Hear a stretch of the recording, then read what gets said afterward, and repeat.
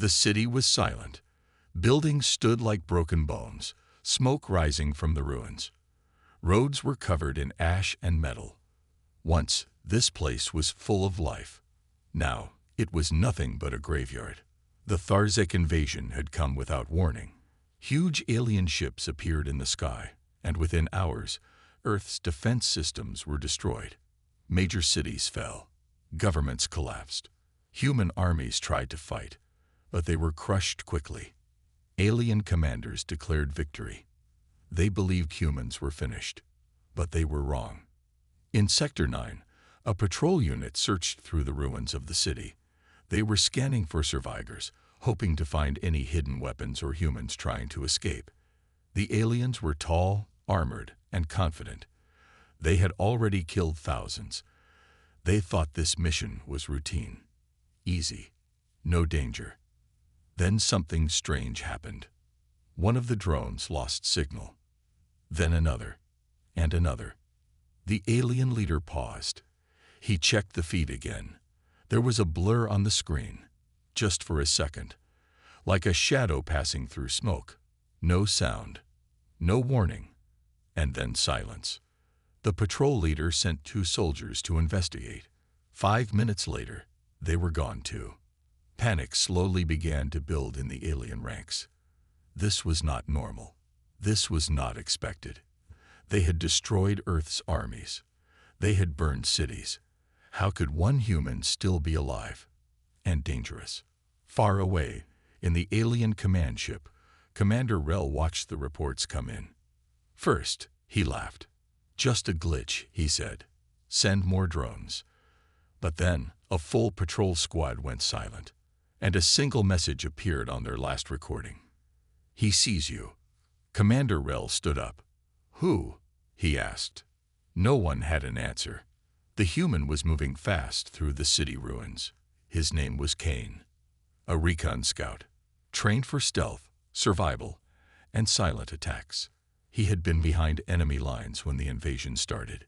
He had no army, no backup, no orders, just survival skills and a deep hate burning inside him. Kane had watched his home fall, his team die, his people scream. Now he was the last one. But he wasn't running. He was hunting. He moved through the shadows, using the ruins like cover. Every time aliens entered the city, he studied them, learned their movements, their weaknesses. Then he attacked. Fast, clean, deadly. One at a time. No noise. No mercy. He used their own weapons against them. Hacked drones. Turned turrets. Laid traps. He never stayed in one place too long. He left signs, not for help, but as warnings. A symbol burned into metal walls. A human skull with a single red eye. Soon, alien commanders began whispering about the ghost of Sector 9. They thought it was a trick, a machine error, but more bodies kept showing up. And always that same symbol. Some soldiers refused to enter the zone. Others went mad, hearing sounds that weren't there. The fear spread like poison. Commander Rel ordered a lockdown. Find the human. Kill him. End this. A special alien squad, the Black Stalkers, were sent in. They were silent killers, experts in recon and assassination. They believed no human could outmatch them. They were wrong. Kane watched them from above, crouched inside the broken shell of a building. He saw how they moved, how they talked. They were better trained than the others. But they were still aliens. They didn't understand how humans survived, how pain made them stronger. He took out the first Black Stalker with a knife through the throat. The second one fell into a trap made from alien mines. The third died in close combat. And Kane took his weapon. When only one was left, Kane left a message carved into the wall with alien blood. I am not the army. I am the scout. The last Black Stalker ran. He didn't stop. He didn't even call for backup. He just ran. The message reached Commander Rel. And for the first time since the invasion, he felt fear. He realized something terrible. If this was just a scout, trained to move alone, to watch, to learn. Then what would happen when the real human forces returned? If a single man could bring this much damage, this much fear, what would an entire unit do? Rel ordered full retreat from Sector 9. He called it a quarantine zone. He told the public it was for safety. But the truth was clear. They didn't want to admit it. The aliens were not fighting Earth's army. They were fighting its ghost. And it was winning. In the dark, Kane looked at the sky. He knew more would come. He knew the real war hadn't even started. But he didn't smile. He didn't speak. He just picked up his weapon and moved to the next building. Somewhere out there, someone had to know. The war wasn't over. It hadn't even begun. And the scout was only the first warning. The alien base outside Sector 9 was on high alert. Alarms didn't sound, but the mood was tense. Inside the cold metal halls, commanders spoke in low voices. Guards walked with weapons ready. Drones moved faster than before. Something had changed. They had lost 12 soldiers in 1 week. And the enemy was just one man. Commander Rel stood over the map of Sector 9, glowing red with heat signals and drone paths. He stared at the empty zones, areas where contact had been lost. Every time they sent units in, only silence came back. No bodies, no weapons, just nothing. It didn't make sense. How could one human create this much fear? Rel slammed his fist against the table. He is not a ghost. Find him. But even as he shouted, part of him was unsure. He had seen the footage, flickers of movement, hacked signals, strange symbols left behind. The human wasn't just killing. He was sending a message. And now, something worse was happening. The soldiers stationed near Sector 9 had started reporting. Strange sightings. Not just attacks, but multiple shadows. One squad claimed they saw 2 figures, both fast, both deadly. Another reported a sudden EMP blast that shut down their entire drone patrol. And one surveillance camera, deep in the ruins, showed something that made Rel stop breathing for a second. There were 3 humans, moving in perfect silence, perfect coordination. It couldn't be. He had been told Earth's recon scouts worked alone, that only one had survived the first invasion strike. So who were the others? Back in the ruins, Kane moved through the ash-covered streets, silent as a ghost. His eyes scanned every corner. His steps were light, controlled. But this time, he wasn't alone. 2 others followed behind him. One was Zora, a former recon sniper, thought dead in the first orbital strike. The other was Malik, a tech specialist who had escaped capture and gone dark for weeks. They had all survived differently. Now, they were together again. And Kane knew the scout phase was over. It was time to push back. Zara climbed a half-collapsed building, laying down a long-range rifle. Her eyes searched for alien patrols. Malik hacked into an old comms tower, using pieces of alien tech to boost the signal. Kane placed new traps, smart ones, made from scavenged gear and knowledge of alien movement. Their goal was simple: confuse the enemy. Make them think there were many more humans than there actually were. And it was working. Back in the alien base, Rel ordered a full scan of the area. He sent 6 heavy drones and 3 special hunter units to search every building. Crush them, he said. End it now. But as the units entered Sector 9, something went wrong. The drones began to lose signal, one by one. The hunter units split up. That was their second mistake. Zara picked off one from a rooftop. A clean shot straight through its weak point. The second stepped on a pressure plate, and the trap exploded, sending shrapnel through its armor. The third ran into Malik's EMP zone, where its systems died, and Kane finished it with a silent blade. Within 15 minutes, the entire unit was gone. No survivors. Rel watched the data vanish from his screens. He felt cold. They're multiplying, one alien officer said. No, Rel replied slowly. They were never alone. And deep in his mind, A dark thought formed. What if these weren't even the real threat? What if these humans were still scouts? He opened the old invasion report. Recon scouts, light units, trained in observation, sabotage, and survival. Main force, heavier units, trained for open combat, infiltration, and mass disruption. And these weren't them. These were just the advanced team. Outside the base, new symbols began to appear on walls, scratched into metal or painted with alien blood. The storm is coming. Scout Wave 2. Sector 9 belongs to us. The alien commanders began refusing to patrol the area. They said the zone was cursed. They said the humans were watching. And they were right.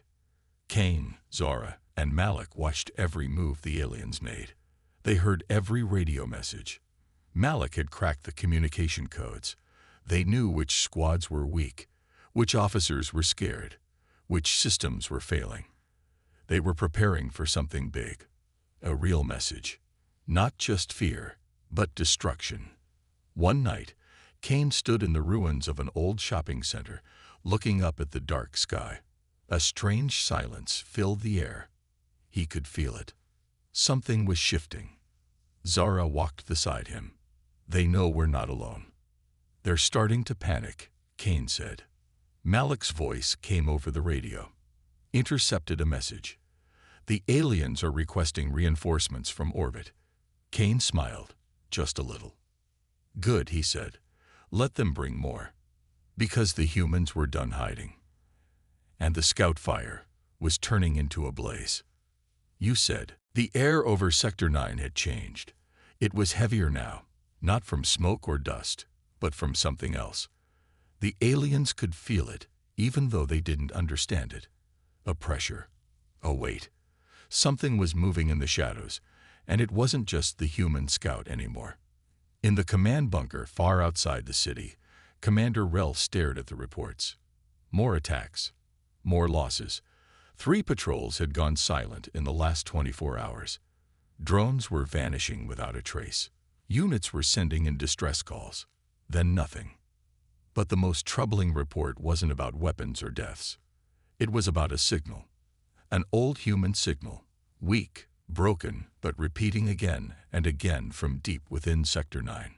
It wasn't just noise. It was a code. Rel ordered a full scan. His officers told him it was nothing. A dead radio tower sending echoes. But Rel had studied human tactics before the war. He remembered the old files. Earth scouts often used broken signals to communicate with underground bases. Emergency calls, hiding locations. What if the humans are calling someone? He asked. No one answered. Back in the ruins, Malik worked inside an old subway station, surrounded by broken wires and alien tech. His hands moved quickly, connecting strange devices and cracked screens. Kane and Zara guarded the tunnel entrance, watching for patrols.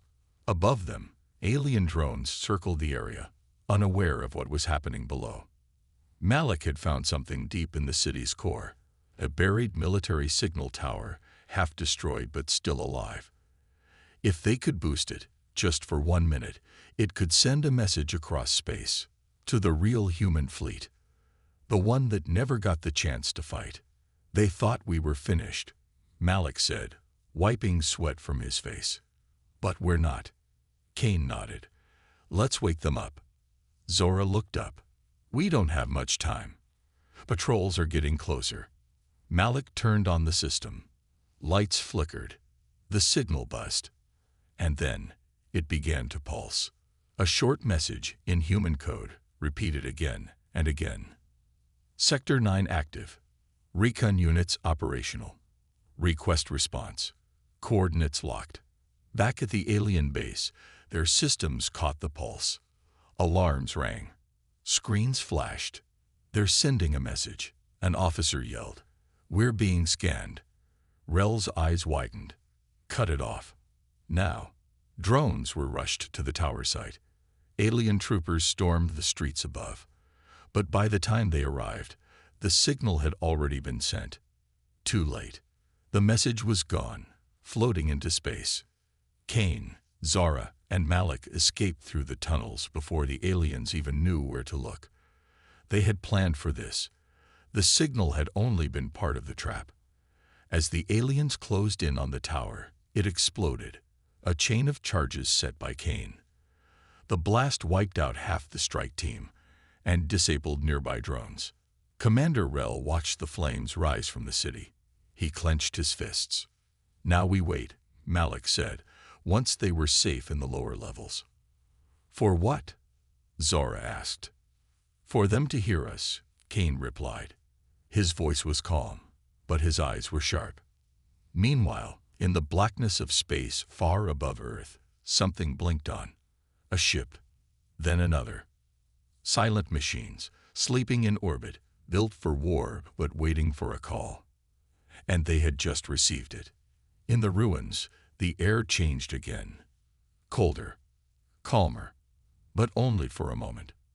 Because now the real game had started. Commander Rel held a meeting with his top officers. "We can't let them contact more humans," he said. "We must crush them now." But his officers didn't speak. They were afraid. Even the toughest ones, the Black Claws, the elite hunters, had seen what was happening. Soldiers were breaking under pressure. Equipment was failing. Even the ground itself seemed to resist them. Traps, ambushes, and shadows. It was a ghost war, and they were losing. One alien general stood. "If that was just a scout signal, then we may already be too late." Rel turned to him, anger burning in his voice. "Then we will make Sector 9 a tomb." He ordered an orbital strike. Massive weapons dropped from the sky, meant to burn the entire zone to ash. The countdown began. 5 minutes. 4. 3. Kane received the intercepted signal from Malik. "They're going to destroy the city," Malik said.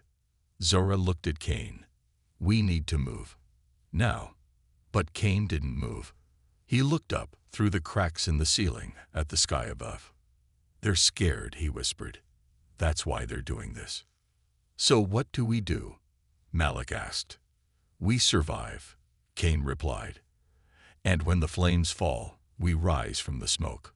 Because deep inside the ruins, under rock and steel, Kane had already built something new, a hidden chamber, safe from orbital fire, a place for others to gather. Because more were coming. The human fleet had heard the call. And now, the scout was not alone. Not anymore. "You said." The countdown reached 0. From the sky above Sector 9, fire fell. Not lightning, not bombs. Something worse. Orbital plasma weapons, silent and deadly, burned through the clouds and lit up the ruined city with white-hot light. Buildings melted. Roads cracked. Everything above the ground turned into fire and dust. The alien commanders watched from their screens. Commander Rel stood with arms crossed. He didn't blink. He wanted to be sure. No chance for survival. No more shadows. No more symbols. No more fear. "Sector 9 is gone," one officer said. Rel nodded, finally. But he didn't feel calm. He felt empty. The silence that followed the strike was too clean, too quiet. The kind of silence that hides something. Rel didn't know it yet, but deep under the city, Kane and his team were alive. The fire hadn't touched them. They had prepared for this. The day before, Kane had led Zara and Malik into an old emergency bunker hidden beneath a collapsed subway station. It had been used during the first days of the invasion, then sealed off and forgotten. Thick walls, independent power, no signal leaks. Perfect. When the firestorm came, they felt the walls shake. Dust fell from the ceiling. Lights flickered, but the bunker held. They survived. And now, in the darkness, they opened their eyes again. Kane stood first. His face was calm. Time to move. Zara checked her rifle. Malik grabbed the data core. It held everything they had learned. Alien weak points, patrol routes, drone control systems, and the most important thing, A full recording of the scout signal that had already reached Earth's orbit. Now it was proof.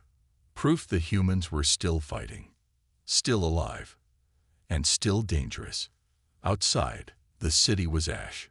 Alien drones flew over the burning ruins, scanning for bodies. They found none.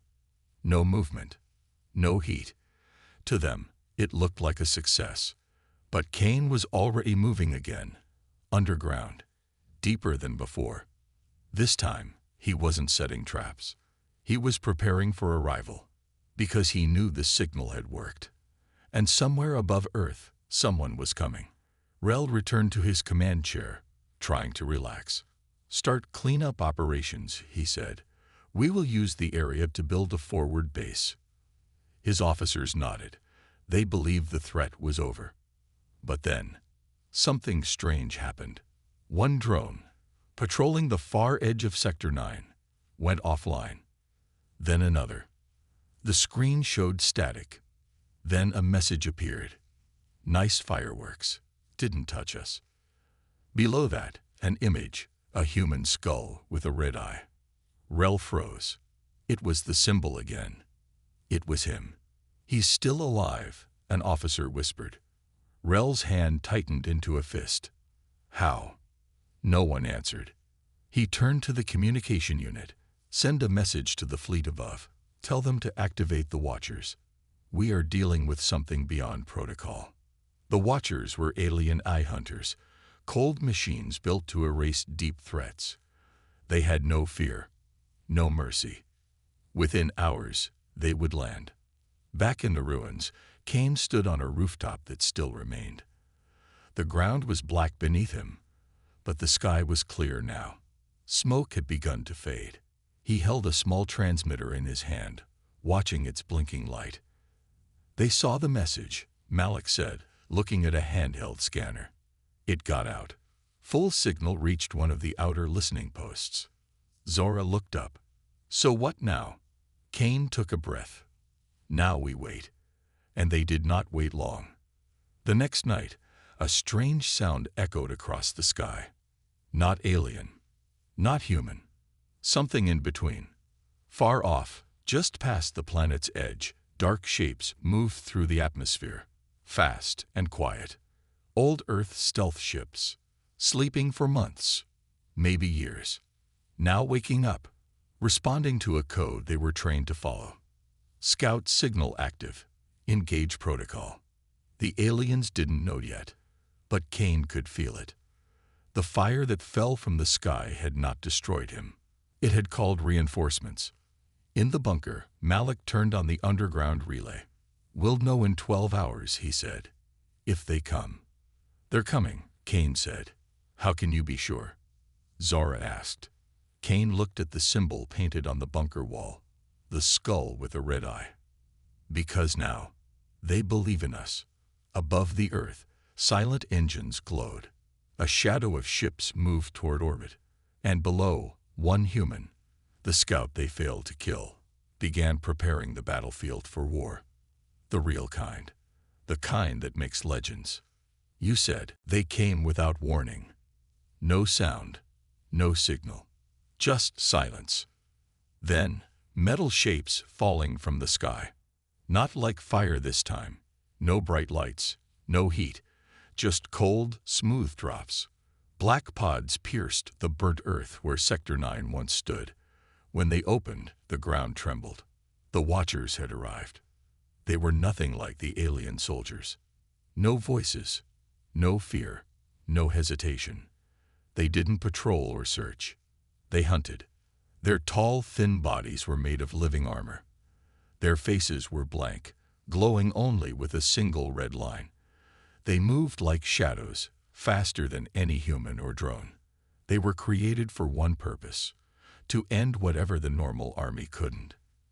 And now they had only one mission: find the human scout and erase everything he had touched. Commander Rel watched the live feed from a satellite drone. He didn't blink. "They're in," he whispered. "Finally, this ends." But deep under the ground, Kane was already watching. He saw the landing. He saw the pods. He even saw how fast the watchers moved. And he wasn't surprised. He expected this. "They've deployed the machines," Zora said, looking through a cracked window with her scope. "Not regular troops." Malik checked his hacked alien tablet. "Their encryption is tighter now. No weak signals. No open channels." "They're scared," Kane said. "So they sent monsters." The team was quiet. Zora finally asked, "What now?" Kane's eyes stayed cold. "Now we show them what a real monster looks like." The humans didn't run. They didn't hide. They had been preparing for this. All across the ruins of Sector 9, Kane's traps were already set, but not simple ones. These were next level. Designed not just to hurt, but to confuse, to delay, to learn.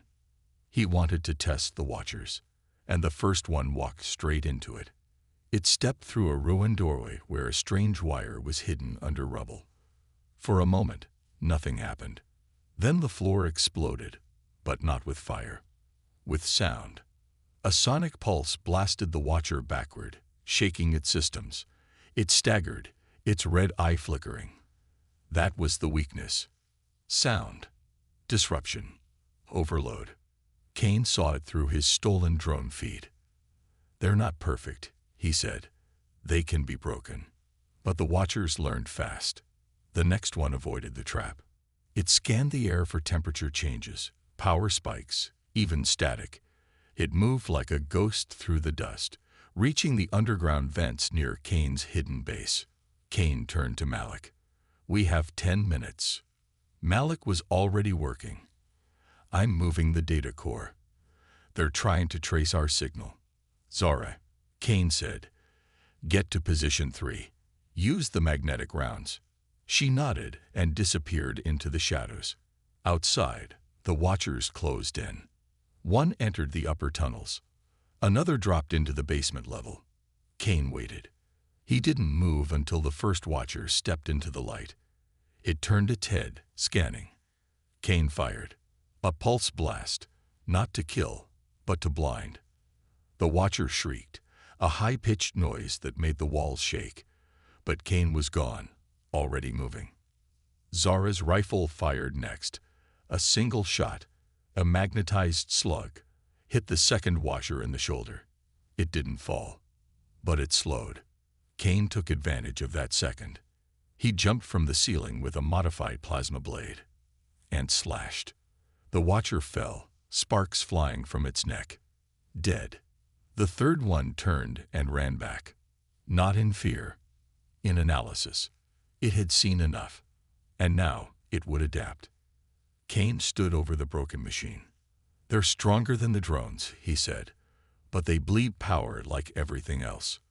"More pods are landing," Malik warned. "I count 6. No, 8.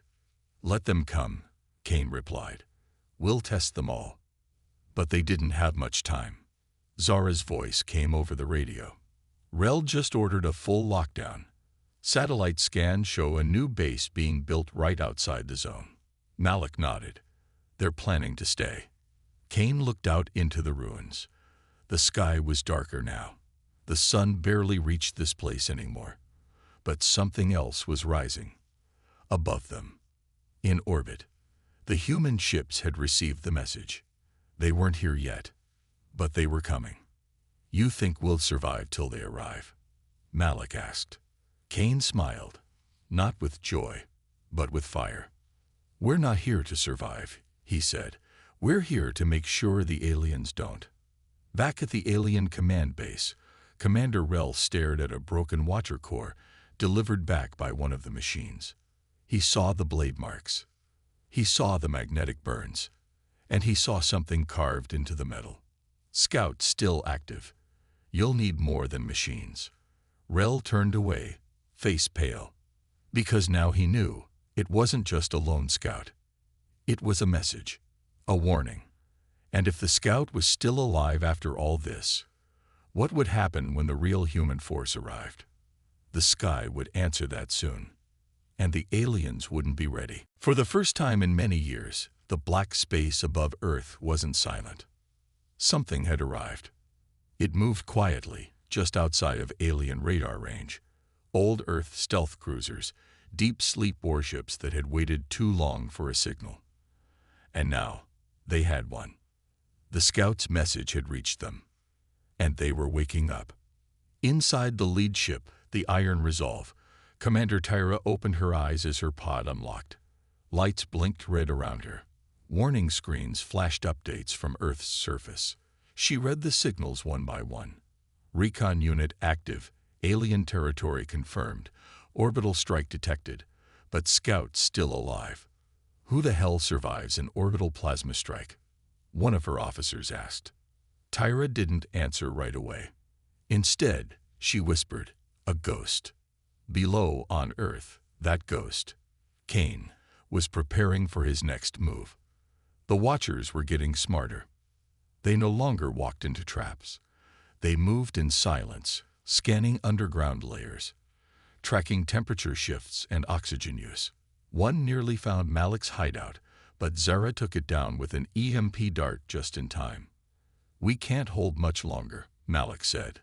"They'll break through sooner or later." Kane looked at the small device in his hand. A coded receiver. The light had changed. Blue now. "They've heard us," he said. "Ships are in orbit." Zara's eyes widened. "How many?" Kane shrugged. "Doesn't matter. Even one ship is enough." He stood up. His face was calm, but fire was in his voice. "We start Phase 2. Malik raised an eyebrow. "You're sure?" Kane nodded. "The real war begins now."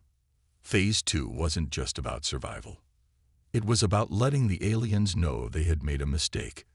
Back at the Alien Command Center, Commander Rel received new alerts, dozens of them.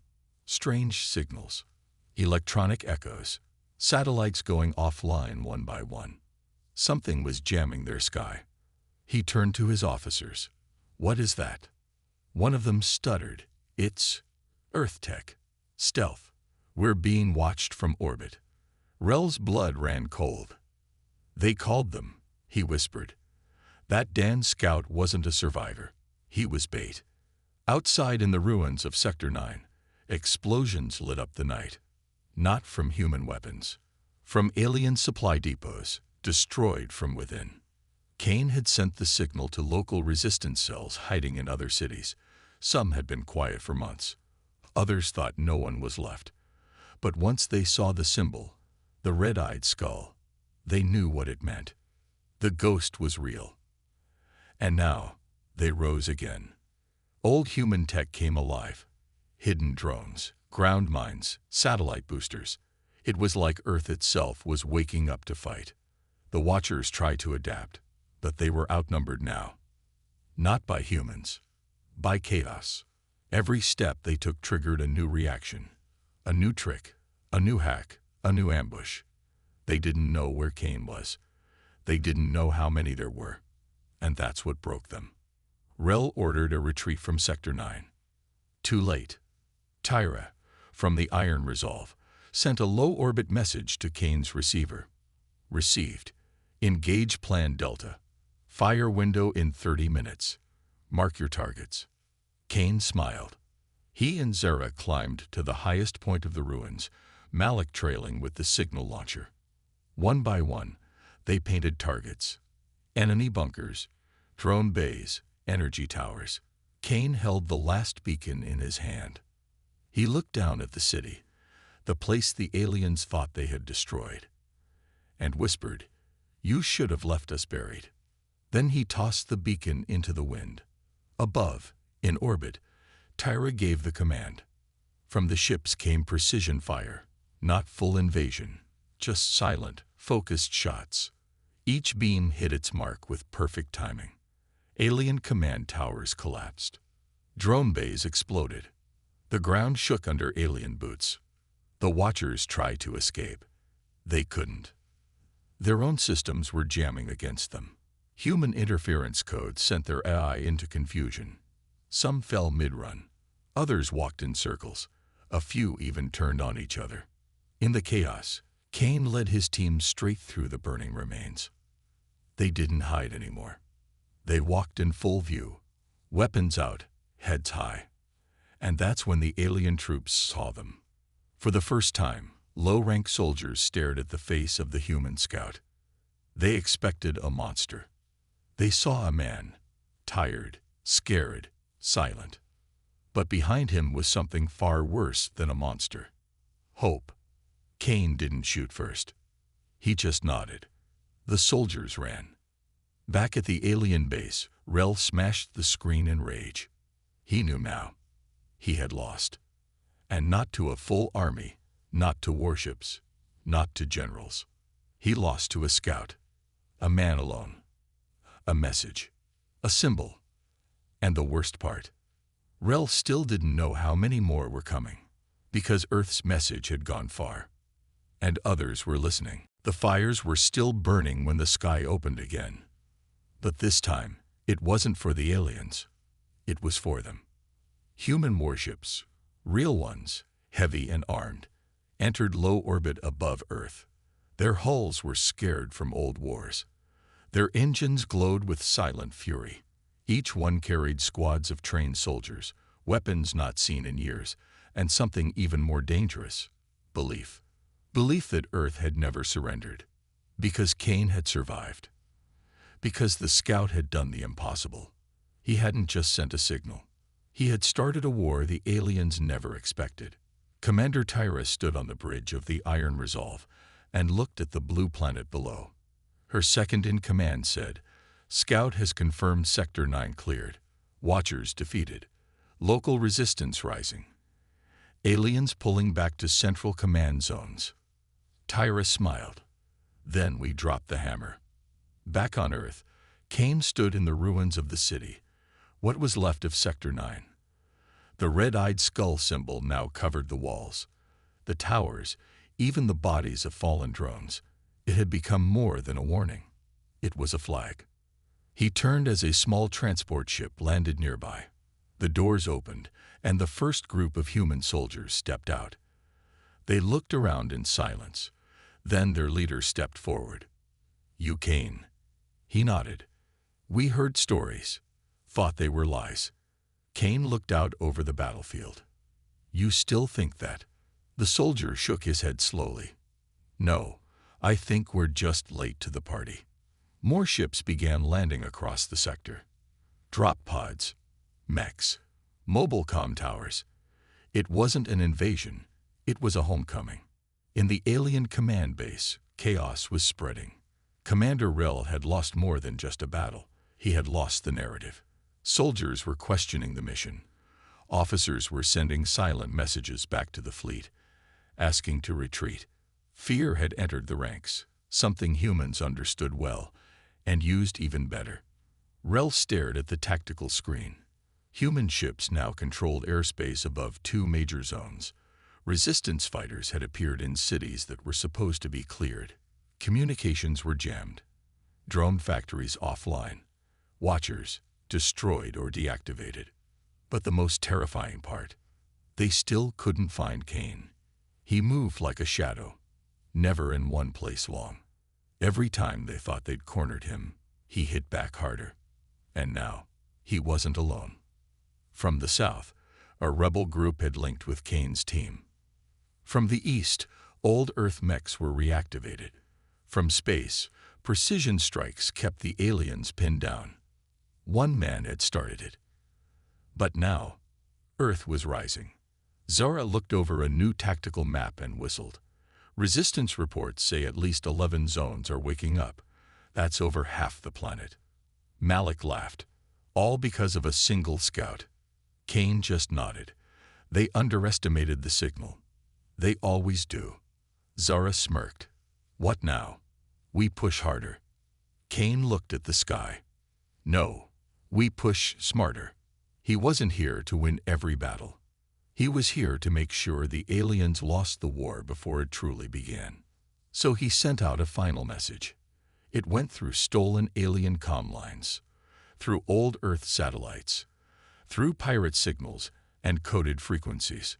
It reached every human still alive, every fighter in hiding, every eye watching from space. And it said, We are still here. And this was just the scout. The aliens read it. They tried to jam it. They failed. Because the message was already everywhere. In burned walls. In hacked drones. In the silence between explosions. Rel watched from his dark command room as alien screens filled with panic. He whispered, "Pull back.